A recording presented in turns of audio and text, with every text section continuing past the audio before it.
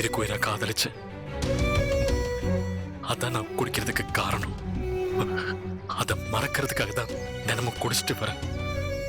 காதல் சுகமானதுதான் சேர்ந்திருக்கிற வரைக்கும். பிரிஞ்சுட்டா சுமைய நம்ம மனசுல வைக்காம காலத்தோட கையில கொடுத்துடணும். ஏன்னா காலம் மட்டும்தான் எல்லா பிரச்சனைக்கும் ஒரே தீர்வு. வா வா வா வா வா. எப்படி இருக்க? நல்லா இருக்கேன் சார். Good good. வாமா வா. Hi uncle. பையனா வளர்ந்துட்டா. உட்காரு உட்காரு. வாங்க வாங்க வாங்க Hi, aunty. எப்படி இருக்கீங்க? யாரு வணக்கம். இருக்கா? நீ போய் அக்கா கூட்டு வா. சரிங்க. ஆ, நீ யூஎஸ்ல போய் செட்டில் ஆயிட்டேன்னு நினைச்ச. ஒரு கம்யூனிகேஷன் கிடையாது, ஒரு ஃபோன் கால் கிடையாது. சரி, நீ எப்போ பார்க்க போறோம்னு யோசிச்சுட்டு இருந்தேன். சர்ப்ரைஸா வந்து நிக்கிற. யூஎஸ்ல இருந்து இப்பதான்டா வந்தோம்.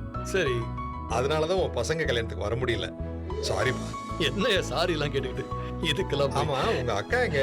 இதோ கூட்டு வர சொல்லிருக்கேன், வந்துருவா. ஆ. இவ்வளவு தூரம் ஞாபகம் வச்சுட்டு வந்திருக்கிய, அதுவே பெரிய விஷயம். வா மகேந்திரா. வாக்கா. மேகலா எப்படிமா இருக்கு? நல்லா இருக்கேன். ஆமா, வணக்கம் வணக்கம். நல்லா இருக்கீங்களா? இது என் பையன் பேர் விஷால். என்னோட பிசினஸ் இவன் தான் ஓ பாத்துக்கிறான். Fantastic, very good. உட்காருங்க உட்காருங்க.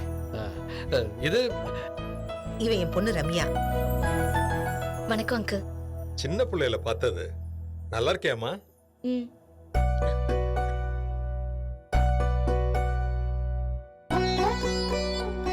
மா, நான் என் ரூமுக்கு போறேன். சரிம்மா.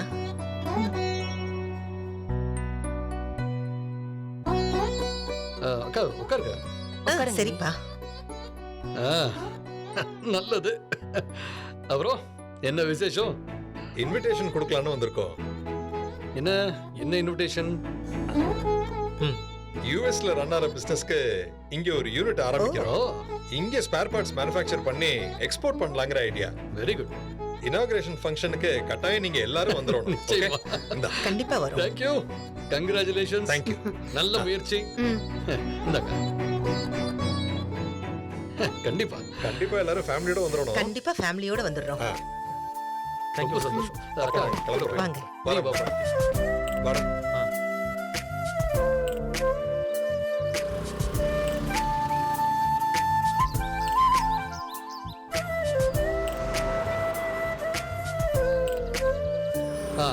அப்புறம் புது ப்ராஜெக்ட் சம்பந்தமா எந்த உதவி தேவைப்பட்டாலும் எனக்கு நீ தயங்காம ஃபோன் பண்ணு, சரியா? சரி. நல்லது. அருணாச்சலம், திடீர்னு இவன் இப்படி கேட்கறானேன்னு தப்பா நினைக்காத. எங்க மனசுல பட்டதை கேட்கிறோம். கேட்கலாமா? என்னடா இது, புதிர் போட்டு பேசிக்கிட்டு இருக்க? கேளு.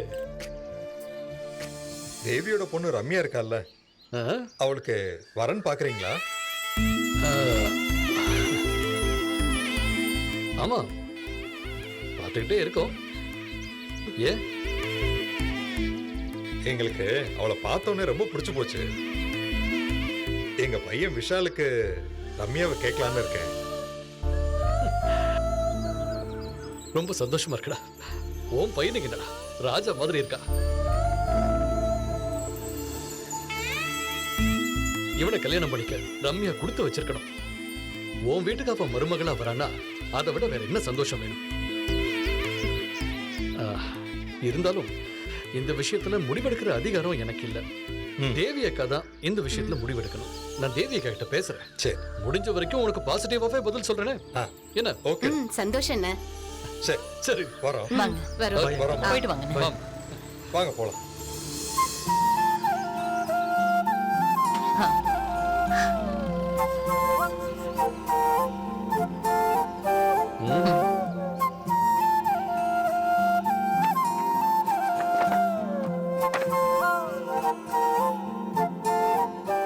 அருணாச்சலம், ஃபங்க்ஷனுக்கு போகும்போது சொல்லுப்பா, நானும் வந்துடுறேன். சரிக்கா. அக்கா ஒரு நிமிஷம். மகேந்திரனை பத்தி உனக்கு நல்லாவே தெரியும். அவனை பத்தி நீ என்ன நினைக்கிற? இதுல நினைக்கிறதுக்கு என்னடா இருக்கு? உன்ன மாதிரியே அவனும் கடுமையான உழைப்பாளி. இப்ப அவன் இன்டர்நேஷனல் லெவல்ல வளர்ந்துருக்கான். பெருமையா தான் இருக்கு. அதேதான். அவன் இப்ப கிளம்புறதுக்கு முன்னே என்கிட்ட பேசிட்டு இருந்தாங்க. அவன் மகனுக்கு ஒரு நல்ல இடத்துல சம்பந்தம் அமையுமான்னு தேடிக்கிட்டு இருக்காங்களா. அது நம்ம ரம்யாவை இப்ப பார்த்தாங்கல்ல, அவங்க எல்லாருக்கும் ரொம்ப பிடிச்சு போச்சு. தேவி அக்காவுக்கு சம்மதம்னா ரம்யாவை என் மகனுக்கு கட்டி கொடுப்பாங்களான்னு கேட்டு சொல்லுன்னு என்கிட்ட ரிக்வஸ்ட் பண்ணிட்டு போனா. என்ன பொறுத்த வரைக்கும் அந்த குடும்பத்துக்கு ரம்யா மருமகளா போனானா அவ வாழ்க்கை ரொம்ப சந்தோஷமா இருக்குன்னு நினைக்கிறேன். ஆனா இதுல முடிவெடுக்க வேண்டியவ நீதான். நீ என்னக்கா சொல்ற? அக்கா என்ன யோசிக்கிற? உன் பையனுக்கு என் பொண்ணை கொடுக்க நான் அவ்வளவு ஆசைப்பட்டேன். நீ என்னடானா யாரோ ஒரு பையனுக்கு ரம்யாவை கேக்குற? ஆ? அக்கா அதெல்லாம் நடந்து முடிஞ்சு போன கதை. அதை பத்திலாம் பேசி இப்ப என்ன பிரயோஜனம்? வார்த்தைக்கு இப்ப கல்யாணமே ஆயிடுச்சுக்கா. அதை விடு. இப்ப அடுத்து ரம்யாவுக்கு ஒரு நல்ல வாழ்க்கை, அவளுக்கு ஒரு நல்ல வருங்காலத்தை அமைச்சு கொடுக்கணும். அதை பத்தி யோசிப்போம். நல்ல சம்பந்தம்க்கா, வீடு தேடி வந்திருக்கு. அந்தஸ்து, தராதரம், கௌரவம் இப்படி எந்த வகையில பார்த்தாலும் நமக்கு சரிசமமான குடும்பம் தான். அந்த குடும்பத்துக்கு ரம்யா மருமகளா போனா ரொம்ப நல்லா இருப்பா. இத பத்தின உன்னோட அபிப்பிராயம் என்ன? இதுல ஏன் விருப்பங்கிறது ரெண்டாவது பட்சம்தான். ரம்யாவோட விருப்பம் தான் முதல்ல. நீ வேணா அவகிட்ட போய் பேசிப்பாரு. அவ சரின்னு சொன்னா எனக்கு எந்த பிரச்சனையும் இல்லை.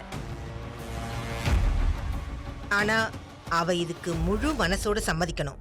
அது ரொம்ப முக்கியம்.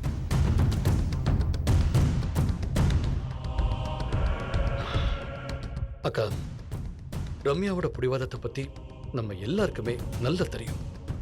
நான் போய் அவகிட்ட இதை பத்தி பேசி இல்லக்கா சரியா வராதுக்கா. நீயே அவகிட்ட பேசு. அவளுக்கு இந்த கல்யாணத்துல சம்மதமானு நீயே அவகிட்ட கேட்டு சொல்ல. அருணாச்சலம், அவ ஒரு முடிவு எடுத்தான்னா எடுத்ததுதான். சின்ன வயசுல இருந்து நான் அவளை பார்த்துட்டு இருக்கேன். அவளை கன்வின்ஸ் பண்றது உன்னாலையும் என்னாலையும் கண்டிப்பா முடியாது. உனக்கு நம்பிக்கை இருந்தா நீ போய் அவகிட்ட பேசு. ஒருவேளை அவ மனசு மாறி கல்யாணத்துக்கு ஒத்துக்கிட்டான்னு வச்சுக்கோ, எனக்கு சந்தோஷம்தான். அதுக்கு கண்டிப்பா நான் இடைஞ்சலா இருக்க மாட்டேன். நீ அவகிட்டயே கேட்டுக்கோ. ம்?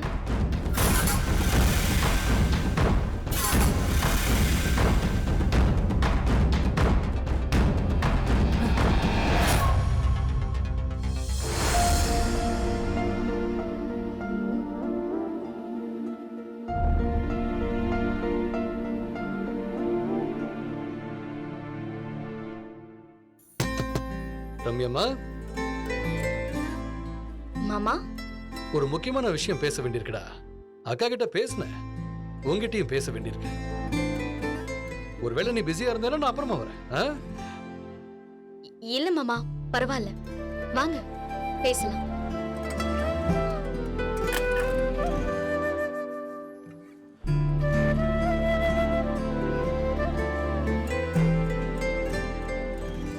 சொல்லுங்க மாமா.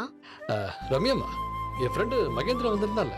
ம், ஆக்சுவலா அவன் எனக்கு மட்டும் ஃப்ரெண்ட் இல்ல, ரொம்ப வருஷமா நமக்கு ஃபேமிலி ஃப்ரெண்டா இருக்காமா. அவன் கூட அவன் பையன் விஷாலும் வந்திருந்தான்ல. ஆமா. நீ பாத்தியே, நல்ல ஸ்மார்ட் பாய், ரொம்ப ஹார்ட் ஒர்க்கர். மகேந்திரனுடைய பிசினஸ் இவ்வளவு சக்சஸ்ஃபுல்லா இருக்குன்னா அதுல ஒரு பெரிய பங்களிப்பு விஷாலுக்கும் இருக்குமா? எனக்கும் தெரியும் மாமா, சொல்லுங்க. அது கிளம்பி போகும்போது என்கிட்ட மகேந்திரன் ஒரு விஷயம் சொன்னான். ம். என்னன்னா, அவன் பையனுக்கு உன்னை கல்யாணம் பண்ணி வச்சா அவன் வீட்டுல எல்லாருக்கும் மனசுக்கு ரொம்ப நிறைவா இருக்கும்னு சொன்னான். நல்ல குடும்பம் பாரு. உடனே போய் நான் தேவி கிட்ட இது விஷயமா பேசினேன். ஆனா அவ என்னடான்னா, இந்த விஷயத்துல முடிவெடுக்க வேண்டியது ரம்யா தான்னுட்டா. கரெக்ட் தானே? அதான் சரி, நானே போய் ரம்யா கிட்ட பேசுறேன்னு உன்னை பார்க்க இங்க வந்துட்டேன். ஏமா, மகேந்திரனை பத்தியும் விஷால பத்தியும் நீ என்னம்மா நினைக்கிற? நான் என்ன மாமா நினைக்கிறது, அவங்க நமக்கு ஃபேமிலி ஃப்ரெண்ட், நல்ல குடும்பம் தான். கடைசி வரைக்கும் நமக்கு அவங்க ஃப்ரெண்டா இருக்கிறது தான் நல்லதுன்னு நான் நினைக்கிறேன். என்ன சொல்றேன்னு எனக்கு புரியல ரம்யா. இல்ல மாமா, அவங்க என்ன மருமகளா ஆக்கணும்னு நினைக்கிறாங்க. அது வேண்டாமே, ப்ளீஸ் வேண்டாம். ஏண்டா, விஷால உனக்கு பிடிக்கலையா? ஐயோ, விஷால பிடிக்கும் மாமா. மகேந்திரா ஆன்ட்டி அங்கிள் 2 பேரையும் ரொம்ப பிடிக்கும். ஆனா அவங்க வீட்டுக்கு மருமகளா போறது எனக்கு பிடிக்கல மாமா. ரம்யாம்மா, நான் சொல்றேன், நீ தப்பா நினைச்சுக்காத. வாழ்க்கையில அந்தந்த காலகட்டத்துல நடக்க வேண்டியதெல்லாம் அப்பப்ப நடக்கணும்னு பெரியவங்க சொல்லுவாங்க. இது உனக்கு கல்யாண வயசு. நீ கல்யாணத்துக்கு தயாரானதா வாழ்க்கையில முன்னேறி அடுத்த கட்டத்துக்கு போக முடியும். நீ தேவியோட மகளாவே இருக்கிறதுல எந்த தப்பு இல்லதான். ஆனாலும் லைஃப்ல அடுத்த ஸ்டேஜுக்கு நீ போகணுமா வேண்டாமா கொஞ்சம் யோசிச்சு பாரு. அது மட்டும் இல்லடா, இந்த வீட்டுல உனக்கு அப்புறம் ஐஸ்வர்யா இருக்கா, அர்ஜுனும் இருக்கான்.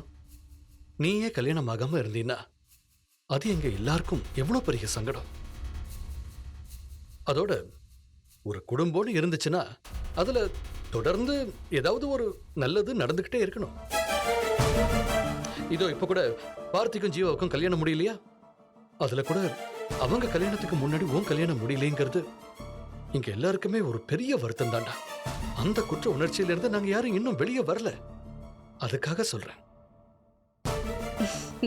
நான் என்ன கல்யாணம் பண்ணிக்க மாட்டேன் நான் சொல்றேன். கல்யாணம் பண்ணிக்கிறேன்னு தான் சொல்றேன். நான் எல்லாத்துக்கும் தயாராதமா இருந்தேன். ஆனா நீங்க தான் எங்க 2 பேருக்கும் கல்யாணம் பண்ணி வைக்கல.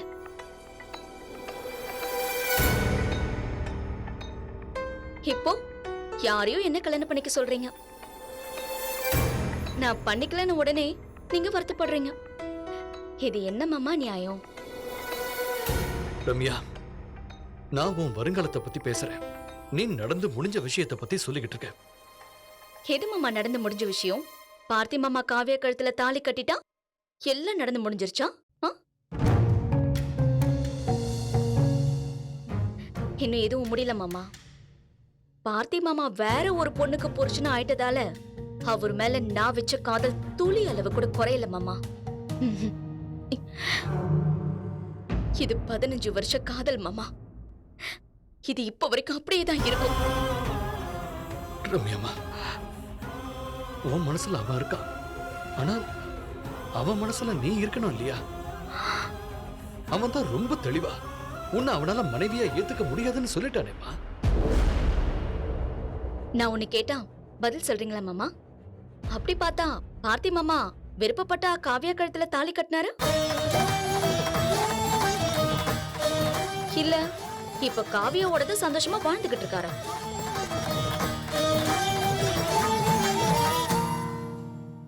இல்லையே, யோசிச்சு பாருங்க. பிரியாவை காணனதும் எல்லார் மனசுலயும் முதல்ல வந்த பொண்ணு யாரு? நான் தானே. பார்த்தி மாமா கிட்ட என்ன கல்யாணம் பண்ணிக்கிறியான்னு கேட்டீங்கல்ல,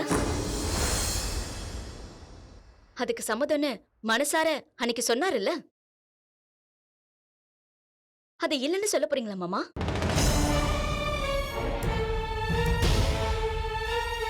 அன்னைக்கு மட்டும் நான் தப்பா புரிஞ்சுக்கிட்டு மண்டபத்துல இருந்து கோச்சுக்கிட்டு போகலனா, அன்னைக்கு பார்த்தி மாமா என் கழுத்துல கட்டின தாலி என் கழுத்துல தழைய தழைய தொங்க இந்த வீட்டுல நான் தான் பார்த்தி மாமாவோட பொண்டாட்டியா இருந்திருப்பேன் இல்லையா?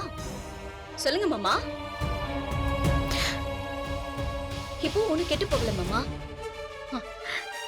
பார்த்தி மாமா கிட்டயும் காவியா கிட்டயும் உட்காந்து பேசுங்க, ஒரு நல்ல முடிவெடுங்க. ஏன்னா அவங்க 2 பேரும் மனசளவுல ஒருத்தருக்கு ஒருத்தர் இன்னும் ஏத்துக்கவே இல்ல. அவங்களுக்கு பிடிக்கல. காவியா பார்த்தி மாமாவை ஒதுக்கி வைக்கிறதும் அவமானப்படுத்துறதும் ரகசியமா பண்றாளா என்ன? நம்ம அத்தனை பேர் கண்ணு முன்னாடி தானே நடக்குது. பிடிக்கவே பிடிக்காதவள பார்த்தி மாமா கூட வாழ்ந்துதான் ஆகணும்னு நீங்க கட்டாயப்படுத்திக்கிட்டு இருக்கீங்க. ஆனா நான் வாழ்நாள் முழுக்க பார்த்தி மாமா கூட தான் வாழ்வேன், இல்லைன்னா எனக்கு கல்யாணமே வேண்டான்னு வாழ்க்கையவே தியாகம் பண்ண காத்துக்கிட்டு இருக்கேன். என்ன பார்த்தி மாமா கூட வாழக்கூடாதுன்னு சொல்லிக்கிட்டு இருக்கீங்க? இது எந்த விதத்துல மாமா நியாயம்?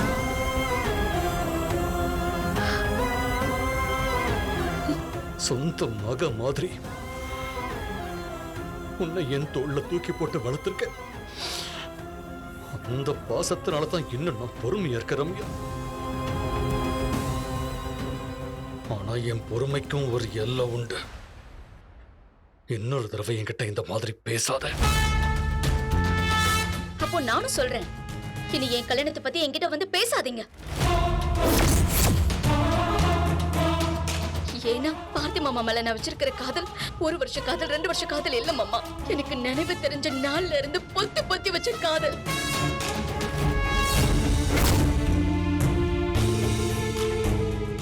இப்ப வரைக்கும் அப்படியே தான் வச்சிருக்கேன். இனி கடைசி வரைக்கும் நான் அப்படிதான் வாழ போறேன். நான் உசுரோட இருக்கிற வரைக்கும் எனக்கு புருஷன்னா அது பார்த்தி மாமா மட்டும்தான். வேற யாருக்குமே அந்த உரிமை கிடையாது. இனிமே என்கிட்ட தயவு செஞ்சு அதை பத்தி பேசாதீங்க ப்ளீஸ். அப்படின்னா என்ன நிக்கு நீ இப்படியே தான் இருப்பியா? மாற மாட்டியா? நிச்சயமா மாமா, இப்படிதான் இருப்பேன். என்னை பொறுத்த வரைக்கும் பார்த்தி மாமா தான் என் புருஷன். கட்டி வச்சா கட்டிப்பேன், இல்லையா என் மனசுக்குள்ள அவர் புருஷனா நினைச்சு வாழுவேன். அவ்வளவுதான். நீங்க சொல்றதுக்காக கண்டவனை எல்லாம் என்னால ஏத்துக்க முடியாது. என்ன ரம்யா பேசுற நீ? ஒரு பொண்ணு இருந்துகிட்டு இன்னொரு பொண்ணோட வாழ்க்கையை பறிக்கணும்னு நினைக்கிறது பாவம்னு உனக்கு புரியல? நான் ஒண்ணு பறிக்கலையே மாமா. நான் யாரையும் தொந்தரவு பண்ணலையே. என்னோட வாழ்க்கையை தான் நீங்க பறிச்சு காவியா கிட்ட கொடுத்திருக்கீங்க.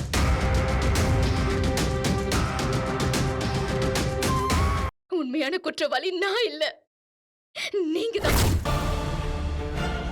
இந்த குற்ற உணர்ச்சி உங்களுக்கு தான் இருக்கணும்.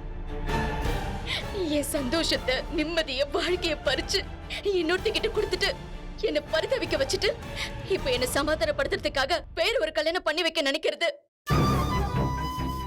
தப்பு மாமா. இதை விட பெரிய கொடுமை எனக்கு நீங்க பண்ண முடியாது.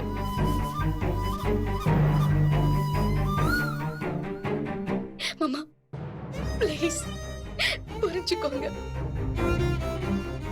எனக்கு கல்யாணம் முடிஞ்சிருச்சு மாமா. அது மனசளவுல நடந்த கல்யாணம் தான். ஆனா அதுதான் என்னோட உண்மையான கல்யாணம்.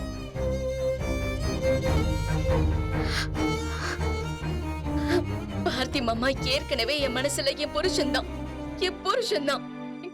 நான் சாகுற வரைக்கும் அவர் தான் என் புருஷன். உன் வயசு உன்னை இப்படி பேச வைக்குது.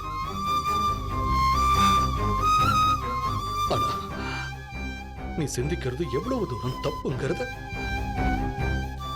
காலம்தான் உனக்கு புரிய வைக்கணும்.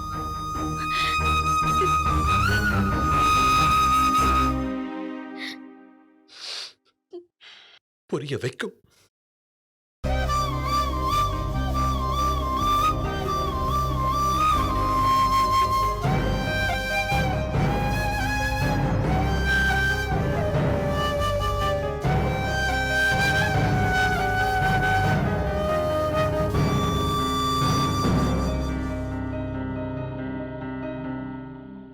என்னை பொறுத்த வரைக்கும் பார்த்தி மாமா தான் என் புருஷன்.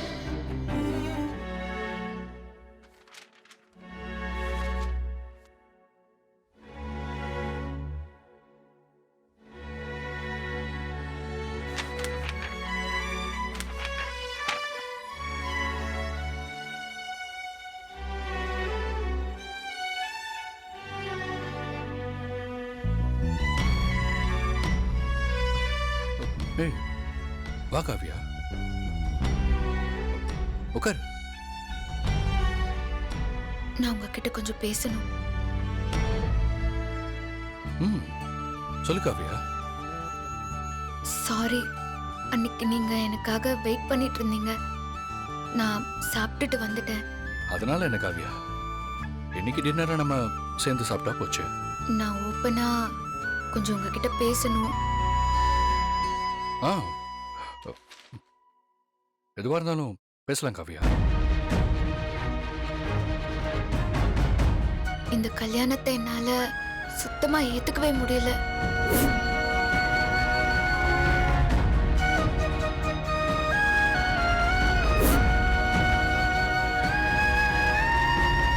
உங்களை ஒருத்தி 15 வருஷமா நேசிச்சுக்கிட்டு இருக்கா. அப்படிப்பட்ட ஒருத்திய கல்யாணம் பண்ணிக்கிட்டாதான் உங்க வாழ்க்கை சந்தோஷமா இருக்கும்.